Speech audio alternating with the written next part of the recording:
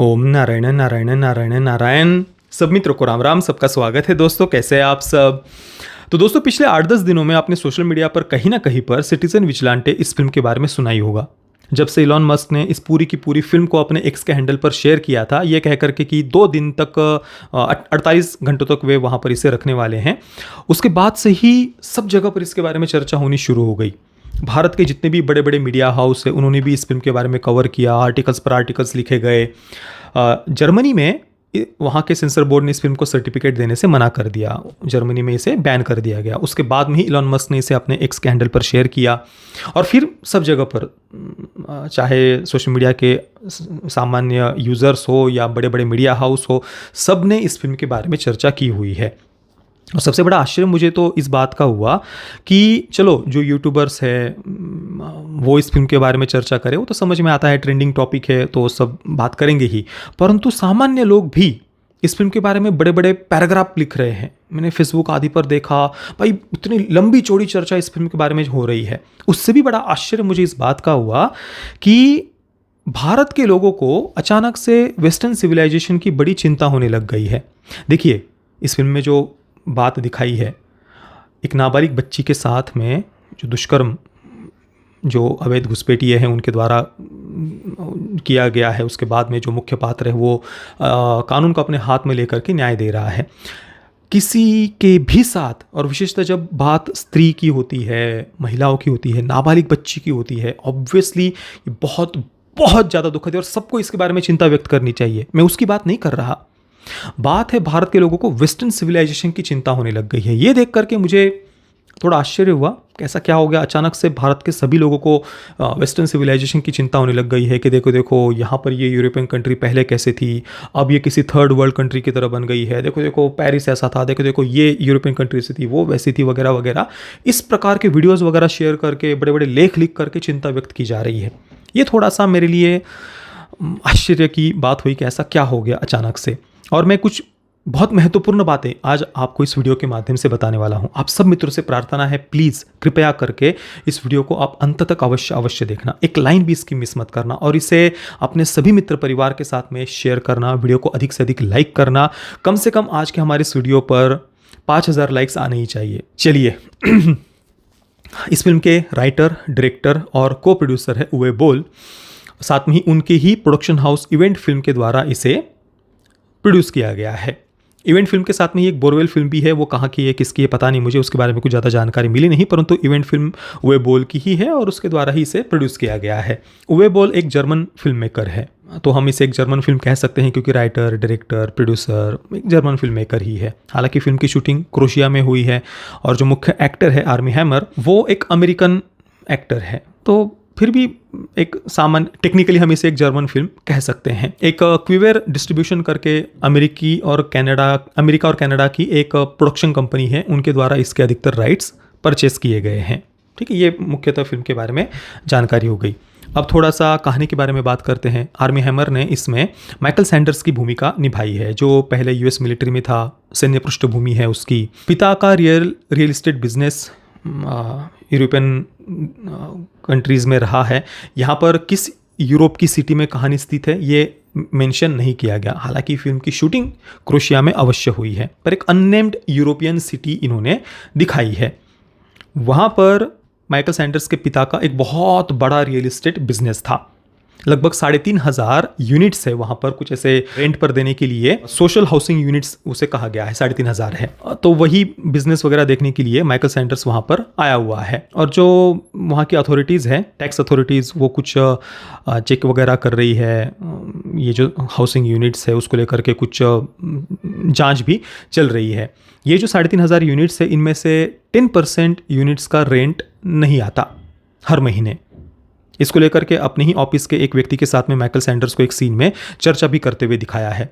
तो जो ऑफिस का व्यक्ति है वो कहता है कि 10% तो आता ही नहीं रेंट। तो माइकल सैंडर्स कहता है 10% मतलब करीब $5.5 मिलियन के आसपास का हर महीने हमें नुकसान हो रहा है।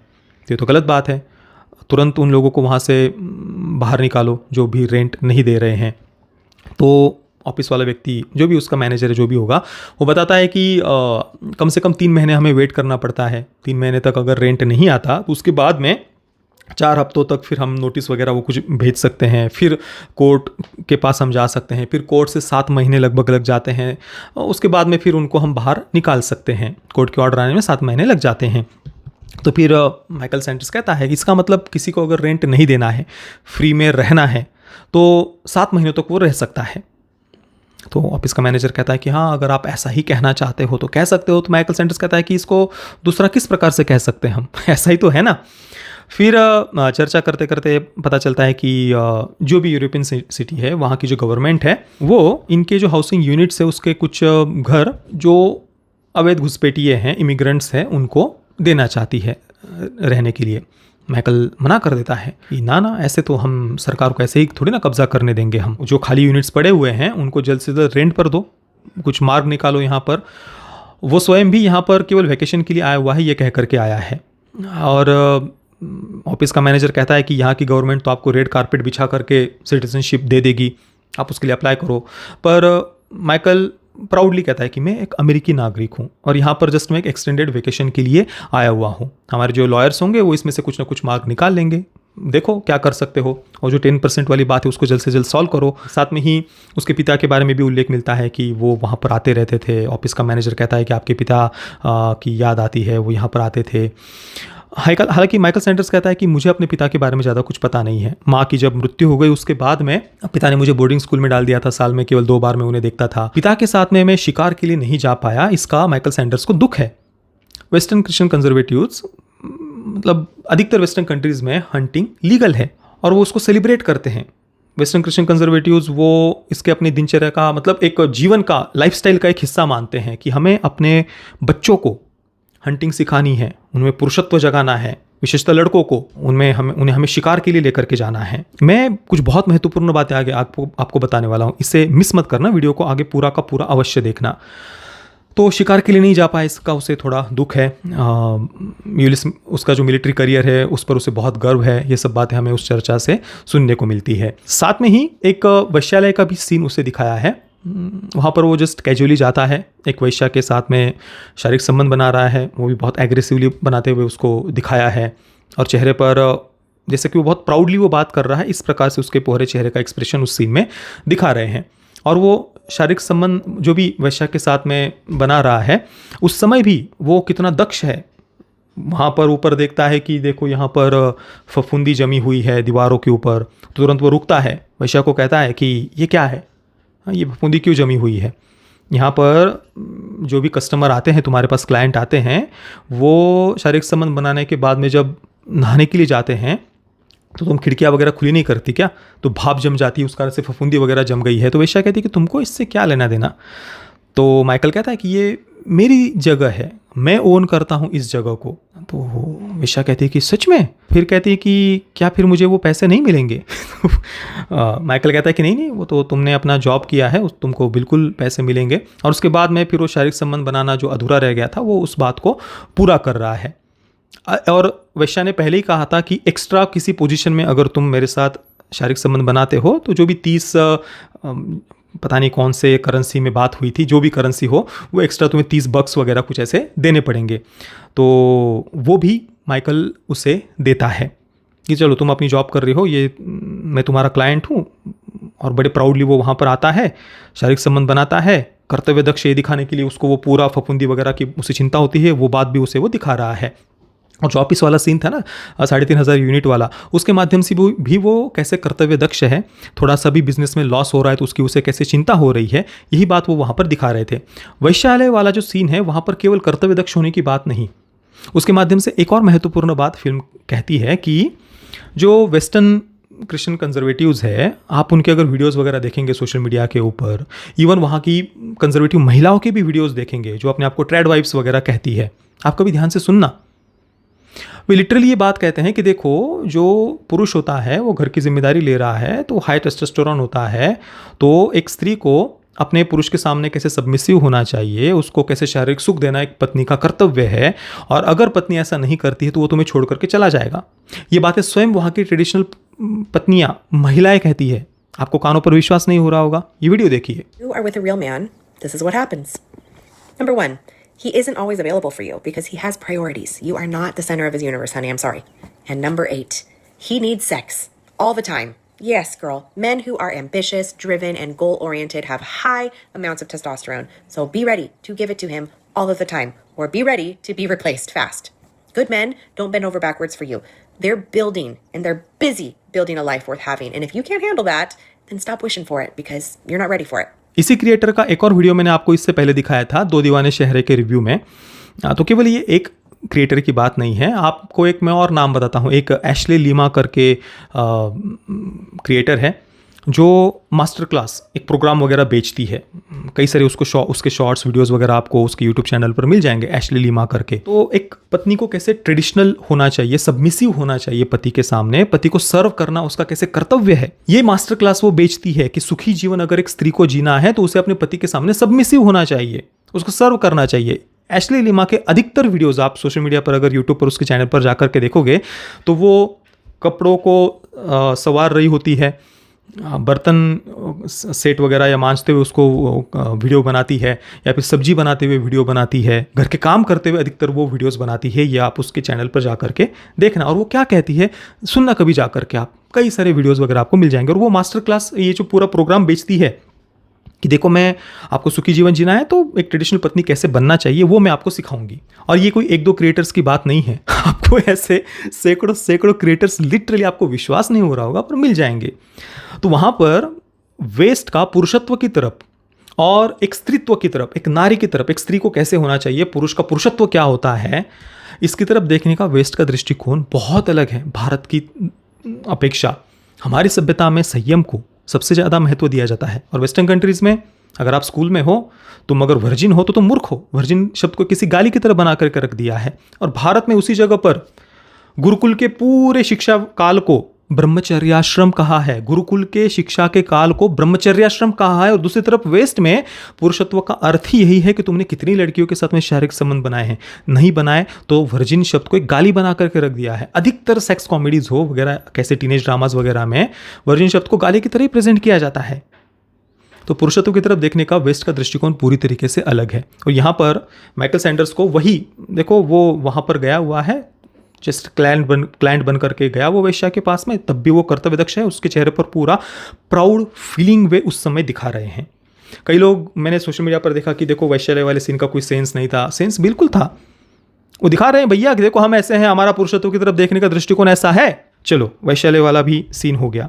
बाकी फिल्म की मुख्य थीम तो विजिलेंटे थीम है, उसके बारे में तो हमने कितनी बार हमारे चैनल पर चर्चा की हुई है। मैंने आज से करीब 2023 में 2.5-3 वर्ष हो गए होंगे, उस समय बगीरा का जो कुछ टीज़र या ट्रेलर रिव्यू मैंने किया था, उस समय एक बात मैंने कही थी।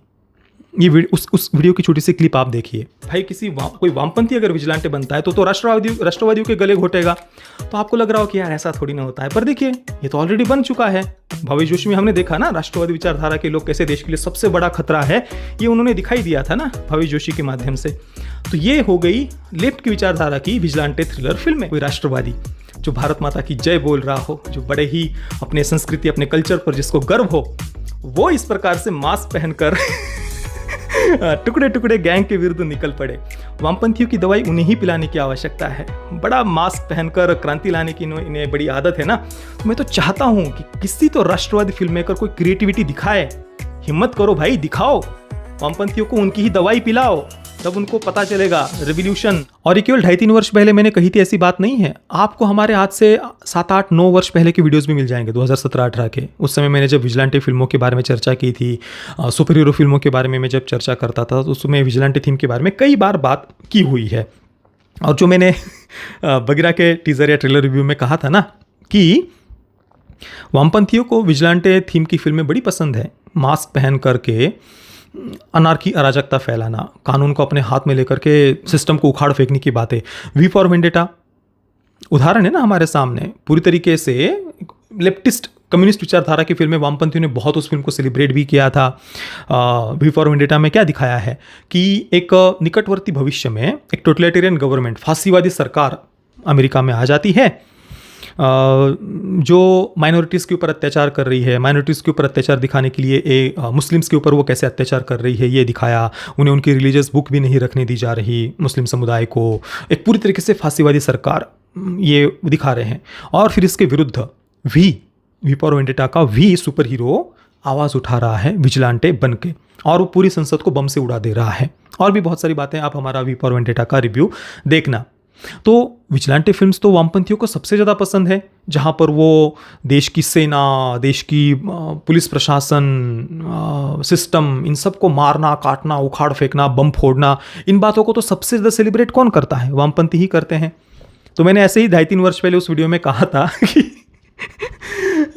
कभी इन वामपंथियों को उनकी ही भाषा में उत्तर दिया जाना चाहिए। इनको बड़ा मास्क पहन करके लोगों को मारने काटने के बारे में पसंद आता है ना, जैसे कि भावेश जोशी क्या है, भावेश जोशी सुपर हीरो क्या है? उसमें एक विजिलेंटे किसको मार रहा है? राष्ट्रवादी विचारधारा के नेता को, जिनके कार्यकर्ताओं के हाथ में भगवा ध्वज है, कार्यकर्ताओं के मोबाइल में देशभक्ति पर गाने बज रहे हैं, उनको मार रहा है ना। तो यही मैंने कहा था कि इनको उनकी भाषा में उत्तर दिया जाना चाहिए। भारत में तो ये पॉसिबल नहीं लगता कि यहाँ पर कोई विजिलेंटे फिल्म बना करके ये दिखाए कि वो विजिलेंटे अर्बन नक्सल्स या जो भी राष्ट्र विरोधी ताकतों के इशारों पर काम करते हैं उनको वो उत्तर दे। किस प्रकार से उत्तर दे वो जो भी है, पर संभव नहीं लगता मुझे भारत में कोई ऐसी फिल्म निकटवर्ती भविष्य में बनते हुए मैं देख पाऊँगा। ऐसा पता नहीं, शायद कुछ आश्चर्य हो जाए और हमें देखने को भी मिल जाए। पर हाँ, विजिलेंटे फिल्मों के बारे में हमने कई बार चर्चा की हुई है। जितनी भी सुपर हीरो फिल्में हैं विजिलेंटे फिल्म ही तो है ना, कि देश की जो कानून व्यवस्था है वो जो भी खतरा देश के ऊपर आया हुआ है उसको हैंडल नहीं कर पा रही, तो जिसके पास में सुपर पावर है या नहीं भी है वो मास्क पहन करके न्याय देने के लिए उतर रहा है। बराबर। अब अधिकतर सुपर हीरो फिल्मों में एलियंस वगैरह दिखाए जाते हैं, इसलिए वो बातें उतनी हमें समझ में नहीं आती, परंतु अंततः बात यही है, सुपर हीरो फिल्में भी विजिलेंटे फिल्म्स ही होती है। बैटमैन क्या है? बैटमैन क्या है? बैटमैन भी राष्ट्रवादी विचारधारा से एक विजिलेंटे फिल्म बनाई हुई है, जहां पर वो सिस्टम को प्रोटेक्ट कर रहा है। वी की तरह, वी फॉर वेंडेटा के वी की तरह बम नहीं फोड़ रहा वो संसद में, वो उल्टा सिस्टम को प्रोटेक्ट करने की बात कर रहा है। लोगों का सिस्टम के ऊपर विश्वास बना रहे, इसके लिए बैटमैन कार्य कर रहा है। ठीक है, तो ये विजिलेंटे फिल्में हो गई। यहाँ पर सिटीजन विजिलेंटे जो फिल्म है, इसमें ऑब्वियसली इलीगल जो इमिग्रेंट्स है उनके कारण यूरोप में किस प्रकार से आतंक मचा हुआ है, जो हत्याएं हैं, लूट है, बलात्कार है, इन सब बातें कितनी बढ़ गई है। न्याय के द्वारा भी उनको संरक्षण दिया जा रहा है, और फिर इसके विरुद्ध एक सिटीजन विजिलेंटे बन रहा है और कानून को अपने हाथ में लेकर के न्याय दे रहा है। ये कुल मिलाकर के इस फिल्म की थीम है। अब इसमें एक सीन है, आपको याद होगा, जज को भी वो मार रहा है, क्योंकि उस जज ने उन जो इमिग्रेंट्स थे, एक सीरिया से आए हुए मुस्लिम परिवार वो दिखा रहे हैं, और उसके कुछ 7-8 मित्र हैं जो मुस्लिम समुदाय से, उनको दिखाया है। तो ये जो इस्लामिक या मुस्लिम जो इमिग्रेंट्स हैं उनको माइकल सैंडर्स मार रहा है। जिस जज ने उनको छोड़ दिया था ना, ये कह करके कि देखो this boys had just an adjustment issue, मतलब कि उनको केवल एडजस्टमेंट इशू था, यहाँ पर इस सोसाइटी में वो एडजस्ट नहीं हो पा रहे थे, उनको पता नहीं था कि हम यहाँ पर फिट कैसे हो। तो इस पर माइकल सैंडर्स कहता है कि जिस सोसाइटी की तुम बात कर रहे हो वो सोसाइटी तो टूट कर बिखर रही है, हाँ? और तुम, यानी उस जज को वो कहता है माइकल सैंडर्स कि तुम वो कैंसर हो जिसके कारण ये सोसाइटी कोलैप्स हो रही है, समाप्त हो रही है, तुम उसको मार रहे हो, तुम वो कैंसर हो। न्याय व्यवस्था को या उस जज को वो कैंसर कह रहा है। और उसके बाद में फिर वो उस जज को लेकर के जा रहा है कार में। जाते समय एक सीन आपको याद होगा, वो कार एक्सीडेंट वाला सीन है, देखिए। बराबर, वो इलॉजिकल लग सकता है कई लोगों को। माइकल सैंडर्स कहते हैं कि देखो, जो एक आम नागरिक होता है ना, वो कानून का पालन करता है, उसके अंदर इतना डर बैठा हुआ है कि अगर मैं कानून तोड़ूंगा तो पता नहीं क्या हो जाएगा, और भले ही उसके ऊपर, उसके परिवार के ऊपर संकट क्यों ना आ गया हो, फिर भी वो कानून तोड़ने से डरता है, नहीं तोड़ता। और फिर वो दिखाता है कि देखो सामने से गाड़ी आ रही है, वो अपनी गाड़ी को उसकी लेन में ले लेता है, परंतु फिर भी सामने वाला अपनी लेन चेंज नहीं कर रहा। अभी थोड़ा सा एक्सट्रीम हो गया, कोई भी अपने आपको बचाने के लिए प्रयास करेगा, पर एक सिंबॉलिक वे में ये दिखाया है कि एक सामान्य नागरिक, जो एक साइलेंट मेजोरिटी हम जिसको कहते हैं, वो कानून का पालन करता है, भले ही उसके ऊपर खतरा आ गया हो, परिवार के उसके खतरा आ गया हो, फिर भी वो बोलने से डरता है, उसके पास वो वॉइस नहीं है। अब भारत में भी देखिए, अब भारत में अब अगर आप ट्रैफिक रूल्स की बात करो तो कई लोग आपको तोड़ते हुए दिखाई दे जाएंगे, रॉन्ग लेन में घुसते हुए दिखाई दिए जाएंगे। अब फिर उसके लिए आर्गुमेंट ये भी आ जाता है कि देखो यहाँ पर इंफ्रास्ट्रक्चर कितना चरमराया हुआ है, पॉट होल्स है, कई बार किसी एक साइड की लेन को बंद कर दिया जाता है तो दूसरी साइड में कुछ मार्किंग वगैरह भी नहीं की जाती, सामने गड्ढा होता है वहाँ पर कोई निशान नहीं बनाया जाता। कई बार लोग वहाँ पर निशान न होने के कारण गलत साइड में चले जाते हैं, गड्ढे में गिर करके उनकी मृत्यु हो जाती है, पॉट होल्स में गिर करके मृत्यु हो जाती है, बारिश में कितना क्या प्रॉब्लम है, ये बातें भी आती है। पर फिर भी आप देखिए, बात केवल यहाँ पर ट्रैफिक की नहीं है, बात है कई सारे इश्यूज। भारत में कितनी सारी समस्याएं हैं, कितने लोग कानून को अपने हाथ में ले रहे हैं। नहीं, एक सामान्य नागरिक जिसे हम साइलेंट मेजॉरिटी कहते हैं, बहुसंख्यक समाज, वो शांत रहता है। कितने ही अत्याचार उसे दिख रहे हो, कितना ही प्रॉब्लम्स को फेस कर रहा हो, वो सोशल मीडिया पर बोलने से भी डरता है। दूसरी तरफ उसे पता है जो वामपंथी है, उनका पूरा जो इकोसिस्टम है वो बहुत वोकल है, वो चीखता है, वो बोलता है, वहाँ पर छोटा सा कुछ भी हो वो अपने इशू को बहुत बड़ा बना लेता है। अभी तो फिर भी सोशल मीडिया के कारण कुछ लोग बोल रहे हैं, परंतु फिर भी अधिकतर जो मेजॉरिटी है वो साइलेंट ही रहना पसंद करती है, क्योंकि उसके पीछे उसकी पत्नी है, बच्चे हैं, परिवार है, परिवार की जिम्मेदारियां है, 9 to 5 जॉब है, उसको सुबह शाम धक्के खा करके मेट्रो में, बस में, ऑटो में, लोकल में इधर उधर जाना है, आना है घर वापस। वो यही सोचता है कि चलो यार छोड़ो, इग्नोर करो। वो कानून का पालन करता है। उसी बात को वो वहाँ पर इनडायरेक्टली उस कार एक्सीडेंट वाले सीन के माध्यम से दिखा रहे थे। बाकी माइकल सैंडर्स ये सब कुछ जब कर रहा होता है तो जो इंटरपोल ऑफिसर है, इंटरपोल चीफ जो हेनरी का कैरेक्टर है, वो वहाँ की लोकल पुलिस को साथ में लेकर के माइकल को ढूंढने का प्रयास वगैरह कर रहा है। एक जगह जा कर के वो जो कुछ लोहे की जो भी कैबिन वगैरह जैसा दिखाया, वो सीन इलॉजिकल था, कोई सेंस नहीं उसका। वैसे पूरी फिल्म में ही अगर आप देखोगे, देखो बी ग्रेड चीप तरीके से चिल्ला चोट लाउड ऐसा, जैसे कि अधिकतर हम देखते हैं कि पिछले कुछ समय में भारत में भी कुछ कथित राष्ट्रवादी फिल्में बनी हुई, इतनी बी ग्रेड, मतलब बी क्या, उनको कोई ग्रेड ही नहीं थी, इतनी चीप लगती हुई देखते समय। यहाँ पर ऑब्वियसली काफ़ी मैच्योर वे में, भले ही बजट कम हो, बातें दिखाई गई है, कई बातें बिल्कुल इलॉजिकल लगती है, उसमें कोई संदेह की बात ही नहीं है। पर ठीक है, वो अपने तरीके से कम बजट में जैसे भी उनको दिखाना था वो बातें दिखाई है। कई सारी बातों का वैसे कोई सेंस भी नहीं बनता है, पर ठीक है वो दिखा रहे हैं। अब इंटरपोल या जो भी पुलिस वगैरह उसके पीछे पड़ी हुई है। अब फिल्म के सेंटर में जो सबसे महत्वपूर्ण बात दिखाई है, एक वाइट परिवार से आने वाली 14 वर्ष की यूरोपियन लड़की के साथ में जो इमिग्रेंट्स के द्वारा सामूहिक दुष्कर्म किया गया था। फिर यूसुफ नाम का लड़का मुख्यतः दिखाया है। माइकल सैंडर्स यूसुफ के घर पर जाता है, वहाँ पर यूसुफ के पिता है, माँ है, बहन है, और साथ में ही यूसुफ के साथ जो 6-7 और लड़के थे उन सबको भी वहाँ पर बुलाया जाता है। उन लड़कों को बुलाने से पहले माइकल उस परिवार के साथ में चर्चा करता है। तो सबसे पहले वो जो लड़का है यूसुफ नाम का, वो कहता है कि हमें लगा कि वो लड़की ही ये चाहती है। फिर उसकी बहन कहती है कि जो वेस्टर्न लड़कियां हैं ना, वो रिवीलिंग कपड़े पहनती है, इस कारण से वो पुरुषों को हॉर्नी बना देती है, तो उस कारण से फिर वो डिज़र्व करती है ये, ऐसा उस बहन की भी मेंटलिटी दिखाई है। फिर माइकल उसके पिता से पूछता है कि क्या ये संस्कार तुम अपने बच्चों को सिखा रहे हो, ये वैल्यूज़ तुम उनको दे रहे हो क्या? तो इस पर वो जो पिता है वो कहता है कि we teach values from the Quran. फिर वहाँ पर माइकल कहता है कि तुम अपने ये जो वैल्यूज़ है वो तुम, और जो अपने रिलीजन के प्रति जो तुम्हारी कमिटमेंट है, उसको तुम वेस्टर्न डेमोक्रेसी में यहाँ पर लेकर के आए हो, यहाँ के लोकतंत्र में लेकर के आए हो। तो ये जो इमिग्रेंट्स की पूरी समस्या है उस सीन के माध्यम से दिखाई है। इसके बाद में फिर माइकल यूसुफ को, उसके पूरे परिवार को गोलियों से भून देता है। फिर जो इमिग्रेंट्स दूसरे जो 6-7 लड़के और थे वो वहाँ पर आ रहे हैं, उनको भी माइकल गोलियों से भून देता है, मार देता है। और फिल्म के एंडिंग में स्पष्ट रूप से ये मैसेज दिया गया है कि ये जो भी वोक लेफ्ट और इस्लामिस्ट एक्सट्रीमिस्ट्स है, इनके द्वारा जो डेमोक्रेसी को डिस्ट्रॉय किया जा रहा है, ये गवर्नमेंट जो यूरोप की सरकारें हैं वे तुरंत रोके, नहीं तो फिर पीपल, वहाँ के यूरोप के नागरिक स्वयं कानून अपने हाथ में लेकर के ये काम करेंगे। ये कुल मिलाकर के फिल्म के अंत में या पूरी फिल्म में ही यही संदेश था सेंटर में। अब जो मैंने शुरुआत में कहा कि भारत के कई सारे लोगों को वेस्टर्न सिविलाइजेशन की चिंता हो रही है, जैसे कि मैंने शुरुआत में भी कहा था, किसी के भी साथ, विशेषतः किसी स्त्री के साथ, उसमें भी किसी नाबालिग बच्ची के साथ में गलत हो, चाहे वो कहीं की भी, किसी भी देश की बच्ची हो, उसकी हमें बिल्कुल निंदा करनी चाहिए और उसको हमें उन बातों को सामने रखना भी चाहिए।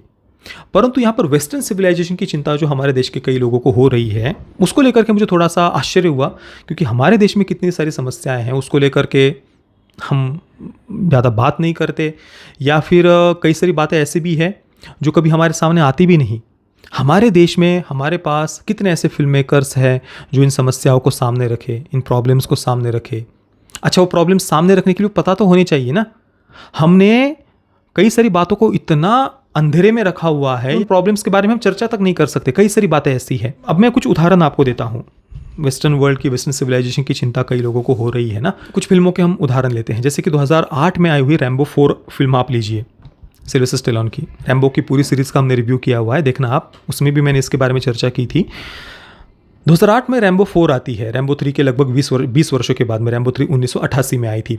बर्मा में जो भी आंतरिक संघर्ष चल रहा था, वो परिस्थिति दिखाई है, और वहाँ पर क्रिश्चियन मिशनरीज के ऊपर, ईसाई मिशनरियों के ऊपर अत्याचार हो रहे थे वहाँ की सरकार के द्वारा, और फिर उनको बचाने के लिए रैम्बो वहाँ पर जाता है। इसके बाद में अभी 2016 में मार्टिन स्कॉर्सेज़ी की एक साइलेंस नाम की फिल्म आई थी। 17वीं शताब्दी में फिल्म की कहानी स्थित है, 17वीं शताब्दी के जापान में।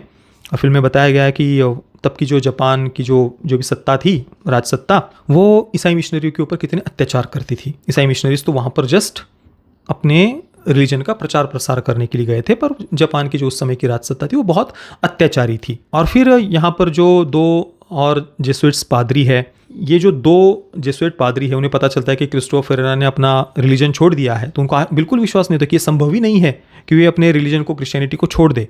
तो फिर वो क्रिस्टोफर फेरेरा को खोजने के लिए 2 जेसुइट पादरी वहाँ पर जा रहे हैं जापान में। क्रिश्चियन मिशनरीज के ऊपर अत्याचार किया जा रहा था, ये बातें बताई गई है। यही सेम बात थोड़ा अलग तरीके से अभी एक ब्लू समुराई नाम की फिल्म आई थी, देखिए एनिमेटेड फिल्म आई थी, उसका हमने रिव्यू किया हुआ है। ब्लू आई समुराई उसका नाम है, हाँ ब्लू आई समुराई ही है। उसमें भी सेम यही बात दिखाई है कि 17वीं शताब्दी की जो जापान की राजसत्ता थी वो क्रिश्चियन मिशनरीज के ऊपर कैसे अत्याचार करती थी। हालांकि सच्चाई क्या है, जापान जस्ट अपनी सांस्कृतिक पहचान को, उसकी रक्षा कर रहा था कि कोई हमारा कल्चरल जेनोसाइड ना करे। केवल जापान इसका प्रयास कर रहा था। पर अभी आज के समय में हॉलीवुड के द्वारा कैसे नैरेटिव बनाया जा रहा है कि जापान को वो जस्ट अपना कल्चरल जेनोसाइड ना हो इसका प्रयास कर रहे थे, उनको विलन बना करके आज के समय में प्रस्तुत किया जा रहा है। और इवन मार्टिन स्कॉर्सेज़ी जैसे फिल्म मेकर ने ये फिल्म बनाई हुई है 2016 की। इसके बाद में एक 1986 की फिल्म है द मिशन नाम की। उसमें तो Robert De Niro, Jeremy ions, Liam Neeson, कई सारे बड़े बड़े हॉलीवुड के सबसे बड़े चेहरे हैं उसमें 1986 की द मिशन में। उसकी कहानी क्या है कि स्पेनिश मिशनरीज़ है, वो इंडिजिनियस ट्राइब्स की भलाई चाहते हैं, ठीक है ना। हालांकि अगर आप इंक्विजिशन का इतिहास देखोगे, स्पेनिश इंक्विजिशन का इतिहास अगर आप देखोगे, तो उनके द्वारा नेटिव अमेरिकन्स हो, अलग अलग इंडिजिनियस ट्राइब्स हो, इंक्विजिशन के दौरान कितने इंडिजिनियस ट्राइब्स के लोगों के ऊपर अत्याचार हुए हैं। भाई वो संख्या अगर आप देखने जाओगे, नेटिव अमेरिकन्स, कितने नेटिव अमेरिकन्स को मारा गया था, जो कोलोनाइजेशन का और इंक्विजिशन का इतिहास है, करोड़ों में वो संख्या, 8 करोड़ के करीब वो संख्या में देखने को मिलती है। पर यहाँ पर द मिशन 1986 की फिल्म में बताया गया है कि स्पेनिश मिशनरीज है, वो वहाँ पर जो इंडिजिनस ट्राइब्स हैं उनकी भलाई चाहते हैं। जो ग्वारानी जनजाति है दक्षिण अमेरिका की, उनकी वो भलाई चाहते हैं। किससे भलाई चाहते हैं?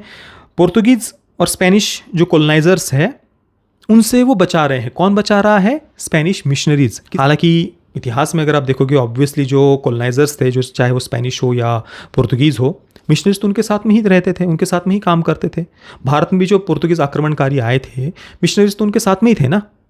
कल को अगर कोई यहाँ पर ऐसी फिल्म बनाता है, ये दिखाता है कि देखो मिशनरीज यहाँ पर गोवा में आकर के यहाँ के जो हिंदू हैं उनका भला चाह रहे थे, पोर्तुगीज़ आक्रमणकारियों से उनकी रक्षा कर रहे थे, ये कितनी बड़ी विडंबना होगी। आप ज़रा मतलब गोवा इंक्विजिशन का जो 250 वर्षों का अत्याचार का इतना भयावह इतिहास है, ये तो उसको व्हाइट वॉश करने जैसा ही हो गया ना। द मिशन की कहानी यही है कि स्पेनिश मिशनरीज वहाँ की दक्षिण अमेरिका की जो गोरानी जो भी इंडिजिनस ट्राइब है उनकी रक्षा कर रहे हैं स्पेनिश मिशनरीज। किससे? पोर्तुगीज़ और स्पेनिश कॉलोनाइजर्स से। तो एक प्रकार से इतिहास का व्हाइट वॉश करना ही हुआ।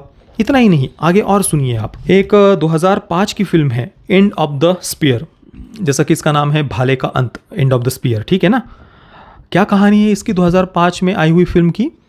इसमें 1956 की एक कथित सत्य घटना बताई गई है। कथित मैं इसलिए कह रहा हूँ क्योंकि ये जो 1956 की घटना है, उसके बाद में उस इक्वाडोर का जो क्षेत्र है अमेजॉन जंगल का, वहाँ पर क्या हुआ तो मैं आपको आगे बताऊँगा। 1956 में वहाँ पर 5 मिशनरीज गए थे, क्रिश्चियन मिशनरीज गए थे इक्वाडोर के उस जंगल में। वहाँ पर वावदानी जनजाति रहती है, वावरानी या वावदानी दोनों ही प्रकार से इसका उल्लेख किया जाता है। तो 5 क्रिश्चियन मिशनरीज वहाँ पर गए थे और बताया जाता है कि वावदानी जो जनजातीय समाज है वहाँ पर, इंडिजिनियस ट्राइब है, उन्होंने उन 5 क्रिश्चियन मिशनरीज को मारा था भालों से। उसके बाद में उन मिशनरीज के परिवार के लोग वहाँ पर जाते हैं, ऐसा बताया गया है।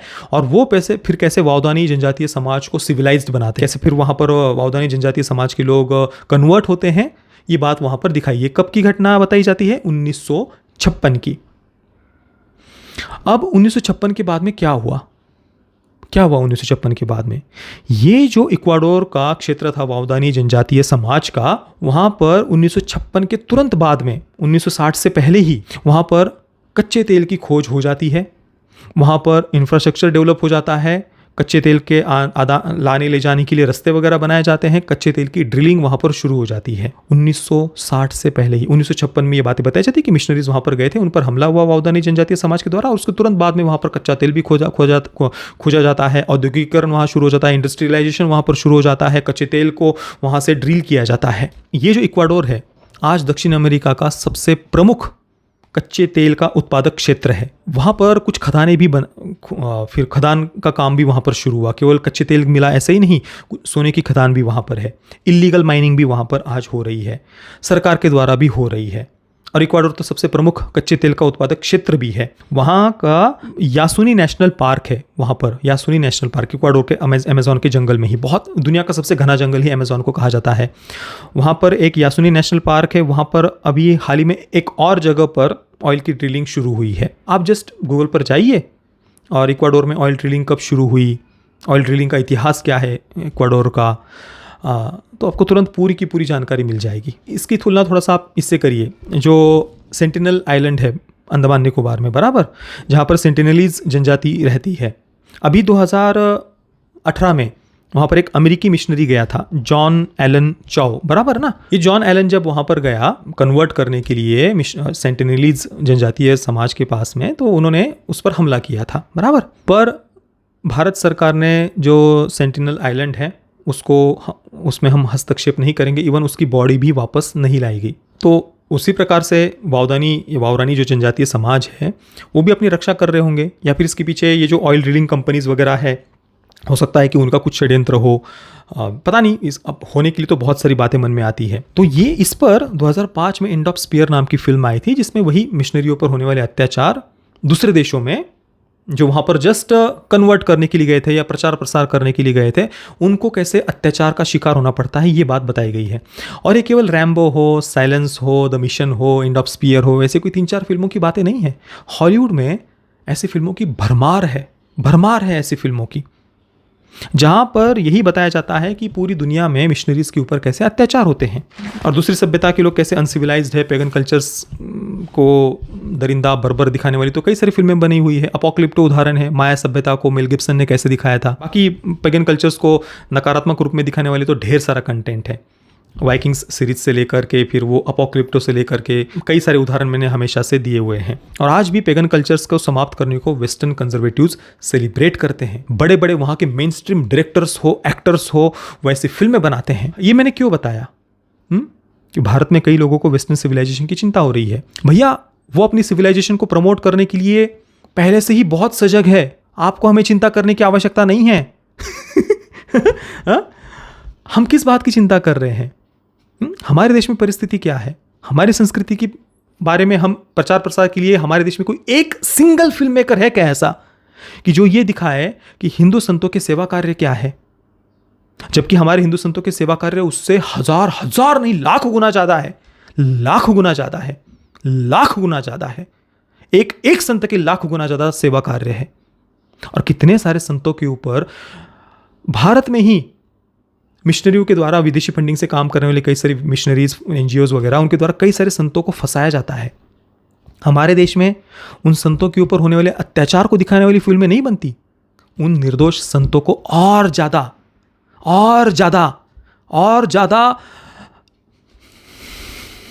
उनको टारगेट किया जाता है हमारे ही देश के फिल्म मेकर्स के द्वारा। हमें अपने सिविलाइजेशन की चिंता कब होगी? वेस्टर्न सिविलाइजेशन की चिंता हो रही है।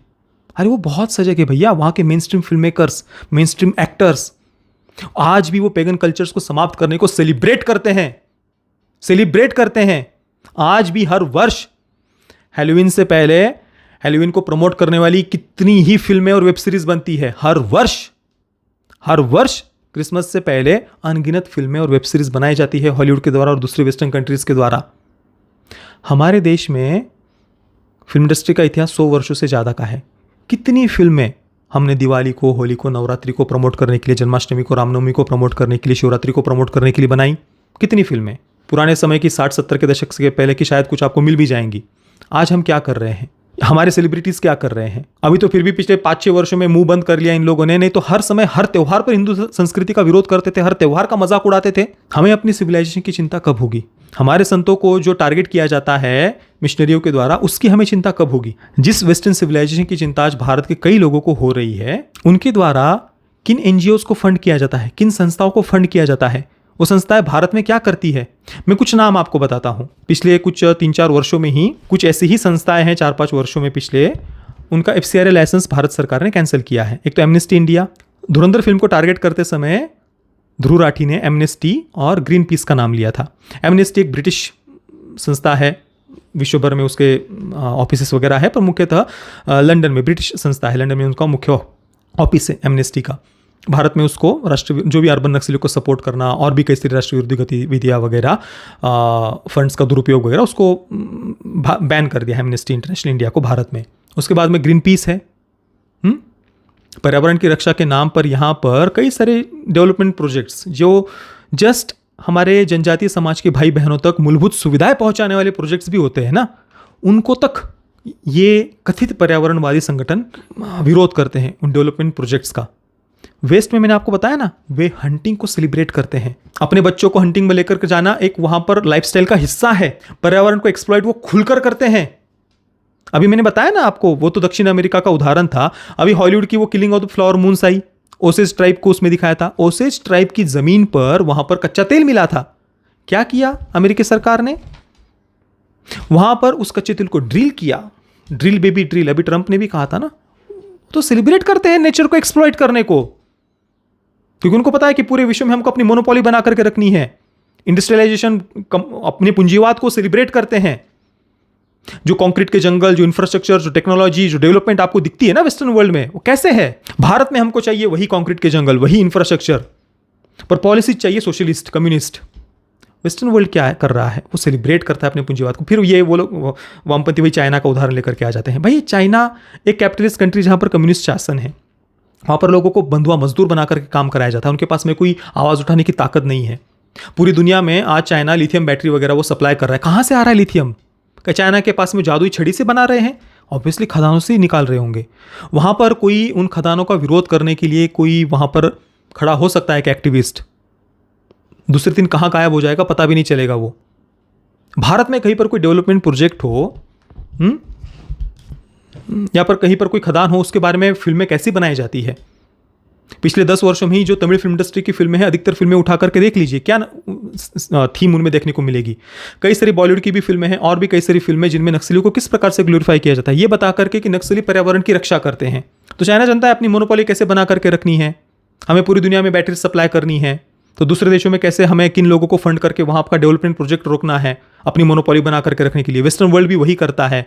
वो ओसिस ट्राइब की ज़मीन पर कच्चा तेल मिलता है तो वहाँ पर व्हाइट गार्डियन रखता है। किस लिए व्हाइट गार्डियन रखता है? क्योंकि ओसिस ट्राइब के लोग इनकॉम्पिटेंट है, अयोग्य है, वो नहीं संभाल सकते कच्चे तेल की उस पूरे व्यवसाय को। तो अमेरिकी सरकार ने वहाँ पर व्हाइट गार्डियंस रखे थे।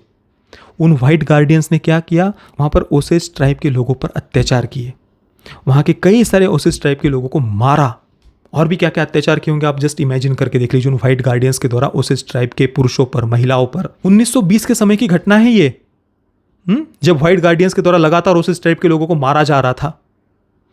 100 वर्षों तक हॉलीवुड में कोई फिल्म नहीं बनी उस पर। अभी 2020 के बाद में killing of the flower moon बनती है वहां पर, उसमें भी पूरा व्हाइट वॉश किया गया इतिहास दिखाया जाता है। उस फिल्म में भी अमेरिकी सरकार के दृष्टिकोण से, ओसिस ट्राइब के दृष्टिकोण से वो बातें नहीं दिखाई गई। उल्टा रोमेंटिसाइज किया है वहाँ पर, वाइट लोगों के द्वारा आना, उनका पूरा वहाँ संचालन वगैरह करना। 100 वर्षों के बाद में वहाँ पर फिल्म बनती है। हमारे यहाँ पर तो आए दिन फिल्में बनाई जाती है कि यहाँ पर कोई एविल कॉरपोरेट है, वो वहाँ पर कुछ कोई खदान मालिक उसको दरिंदा दिखा देंगे, फिर उसको कैसे कुचल करके मारा जाता है, इसको ये दिखाने वाली कई सारी फिल्में मिल जाएंगी। जबकि यहाँ पर हमारे देश में पर्यावरण की रक्षा के कानून कितने सख्त है, वन सुरक्षा के नियम है वो कितने कठोर है हमारे देश में। हंटिंग को लेकर के भारत में आप इमेजिन भी कर सकते हो, जैसे कि पूरे वेस्टर्न वर्ल्ड में हंटिंग लीगल है। वहाँ के पिता वे ये अपने लाइफस्टाइल का हिस्सा मानते हैं शिकार करना। भारत में आप इमेजिन भी कर सकते हो वन्य जीवों की हत्या आज के समय में लीगल हो। वो अपने यहाँ पर हथियार रखते हैं, उसके लिए अपने अधिकार मानते हैं कि ये हमारा अधिकार है, बंदूक रखना हमें अधिकार है। वेस्टर्न कंजर्वेटिव्स उसको लेकर के तो आपको पता ही है क्या परिस्थिति है। हमारे देश में कानून कितने सख्त है, चाहे वो पर्यावरण की रक्षा हो, वन रक्षा हो, उसको लेकर के। पर आए दिन इस प्रकार का एक वातावरण बनाया जाता है। ग्रीन पीस भी इसी प्रकार से कई सारे डेवलपमेंट प्रोजेक्ट्स, कहीं पर यार मेट्रो कार शेड भी बन रहा हो ना, वहाँ पर भी वन सुरक्षा को लेकर के सेलिब्रिटीज़ खड़े हो जाते हैं 4-4 करोड़ की कार में, लग्जरी कार्स में आकर के। और उसी जंगल में फिल्म इंडस्ट्री, फिल्म सिटी का बहुत सारा हिस्सा, उसको लेकर के कोई आंदोलन नहीं होंगे।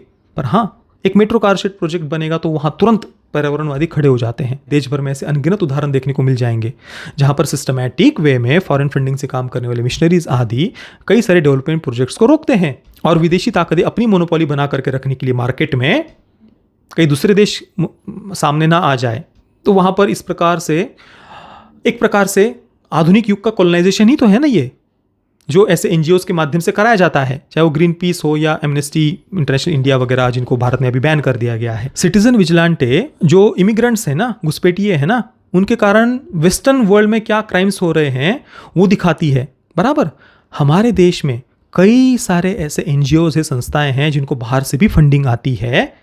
वो लोग यहाँ पर शरणार्थियों को बसाने के लिए काम करते हैं। कौन सी संस्थाएं हैं? सबसे प्रमुख जो मैंने अभी सर्च किया, जेसुइट रिफ्यूजी सर्विस इंडिया, ये संस्था है जो भारत में शरणार्थियों को बसाने के लिए काम करती है।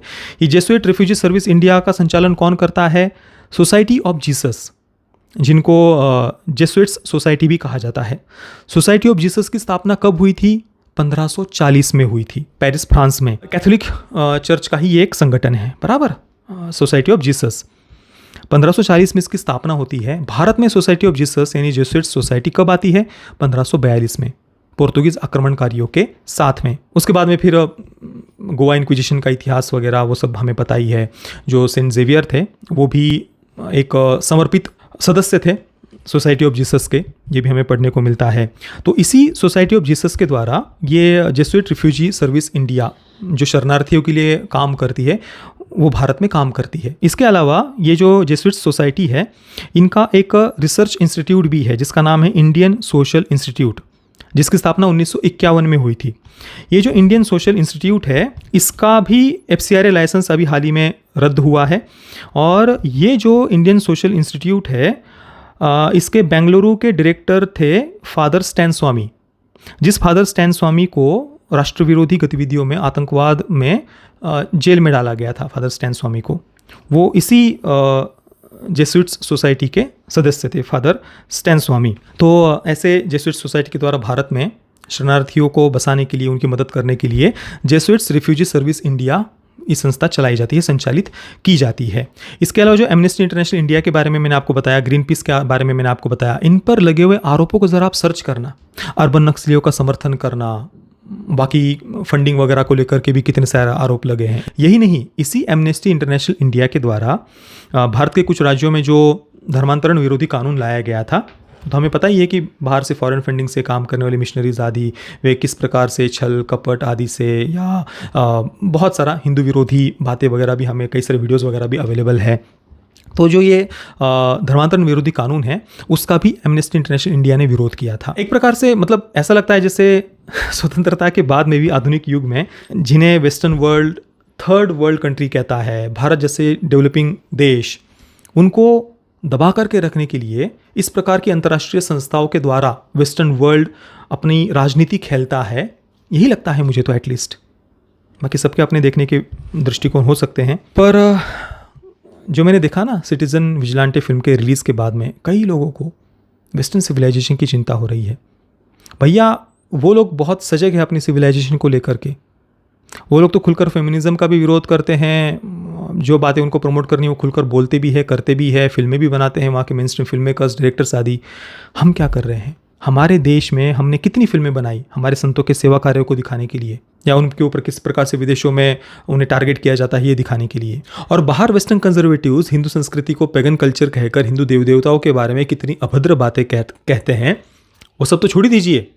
भारत में ही देख लीजिए, स्वामी लक्ष्मणानंद जी की नक्सली और मिशनरीज के ऊपर आरोप लगे हुए हैं, आरोप सिद्ध भी हुए, कोर्ट के द्वारा उन्हें सजा भी मिली। स्वामी लक्ष्मणानंद जी की हत्या कर दी गई नक्सली और मिशनरियों के द्वारा। आज तक फिल्म बनाना तो बहुत दूर की बात है, देश में अधिकतर लोगों को ये पता भी नहीं है, स्वामी लक्ष्मणानंद जी के सेवा कार्यों के बारे में पता भी नहीं है। कितने हिंदू संतों को विदेशी फंडिंग से काम करने वाले एनजीओज आदि के द्वारा झूठे आरोपों में फंसा दिया जाता है। वेस्टर्न वर्ल्ड तो रैम्बो 4 भी बनाता है, द साइलेंस भी बनाता है, द मिशन भी बनाता है, एंड ऑफ स्पीयर भी बनाता है, और भी लाइनों से फिल्में भरी पड़ी है, हर वर्ष फिल्में बनाई जाती है। आज भी वो लोग स्टाइलिश झाड़फूक को रोमांटिसाइज करते हैं, प्रमोट करते हैं। हमें अपनी सभ्यता की चिंता कब होगी? हमें अपनी सभ्यता की चिंता कब होगी? सिटीजन विजिलेंटे वैसे भी टेक्निकली कोई खास बनी हुई फिल्म नहीं है। हाँ, वो चीप जोन में कहीं पर नहीं जाती। जो बातें दिखानी है वो अपना शांति से दिखा रहे हैं, पर हाँ, इसको किसी भी प्रकार से बहुत माइंड ब्लोइंग या कुछ बहुत उन्होंने स्क्रिप्ट के ऊपर, कैरेक्टर डेवलपमेंट के ऊपर मेहनत की हो, ऐसा नहीं है। एक सिंपल सी फिल्म है, जस्ट कुछ डायलॉग्स वगैरह, कुछ सीन, उस कारण से काफ़ी चर्चा वगैरह उसकी हो रही है, बाकी मीडिया के द्वारा भी इसे प्रमोट किया जा रहा है। बाकी फिल्म ऐसा कुछ खास नहीं है, डायरेक्शन वाइज भी और बाकी टेक्निकली भी अगर आप देखेंगे इसे तो। मैं सिटीजन विजिलेंटे को दूंगा 4 आउट ऑफ 10 स्टार्स। बाकी पैरेंटल गाइडेंस की ऑब्वियसली कोई आवश्यकता नहीं, क्योंकि फिल्म में न्यूडिटी वगैरह है, वो जो वैश्यालय का सीन है उसमें। बाकी जिन मित्रों ने इस फिल्म को देखा है और मैंने जो इस पूरे वीडियो में चर्चा की है, आप सबसे प्रार्थना है, नहीं देखा मैंने जो बातें बताई है, पीछे जाइए, फिर से देखिए और उस पर अपने विचार क्या है मुझे अपने कमेंट सेक्शन में अवश्य बताना। जय श्री राम, वंदे मातरम।